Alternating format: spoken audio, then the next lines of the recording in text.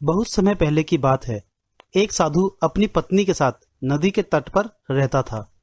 उन दोनों की कोई संतान नहीं थी। उनकी बड़ी इच्छा थी कि कम से कम एक संतान उनके यहाँ जरूर हो। एक दिन साधु जब तपस्या में लीन था, तभी एक चील ने अपने पंजे में फंसी एक चुहिया उसके ऊपर गिरा दी। साधु ने उस चुहिया को घर ले जाने का निश्चय किया, लेकिन उससे पहले उसने उसे एक लड़की में बदल दिया। उस लड़की को देखकर साधु की पत्नी ने पूछा। कौन है ये? इसे कहाँ से लाए हो? साधु ने पत्नी को पूरी बात बताई और पत्नी बहुत प्रसन्न हुई और वह बोली, तुमने उसे जीवन दिया है, इसलिए तुम ही उसके पिता हुए। इस तरह मैं भी उसकी माँ हुई। हमारे यहाँ कोई संतान नहीं थी, इसलिए भगवान ने उसे हमारे पास भेजा है।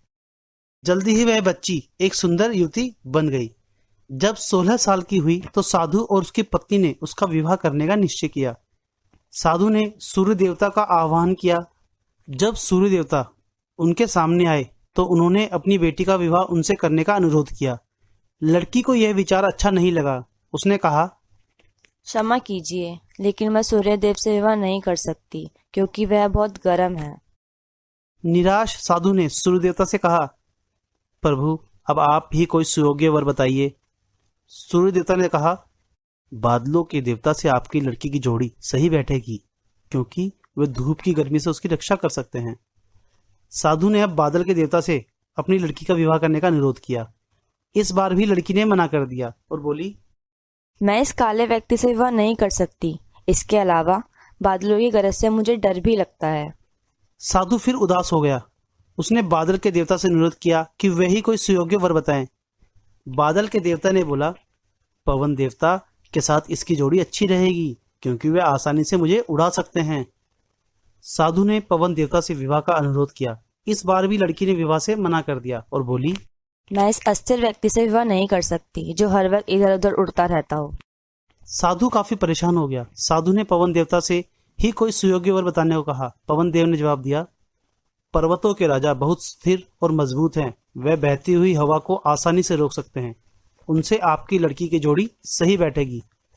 साधु अब पर्वतराज के पास गया और उनसे अपनी लड़की का विवाह करने का अनुरोध किया। हालांकि इस बार भी लड़की ने विवाह से इनकार कर दिया और बोली, मैं ऐसी किसी व्यक्ति से विवाह नहीं कर सकती जो इतना कठोर और ठंडा हो। लड़की ने साधु से किसी नरम वर को खोजने के लिए कहा। साधु ने पर्वतराज से सलाह मांगी। पर्वतराज ने जवाब दिया, किसी चूहे के साथ ही आपकी लड़की की जोड़ी ठीक रहेगी, क्योंकि वह नरम भी है और आसानी से किसी पर्वत में बिल भी बना सकता है। इस बार लड़की को वर पसंद आया। साधु काफी हैरान हुआ और बोला, भाग्य का खेल कैसा निराला है। तुम मेरे पास एक चुहिया के रूप में आई थी और मैंने ही तुम्हें लड़की का रूप दिया था। चुहिया के रूप में जन्म लेने के कारण तुम्हारे भाग्य में चूहे से ही विवाह करना लिखा था और वही हुआ। भाग्य में जो लिखा होता है वही होता है।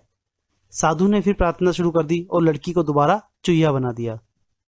इससे हमें यह पता लगता है कि भाग्य कभी नहीं बदलता।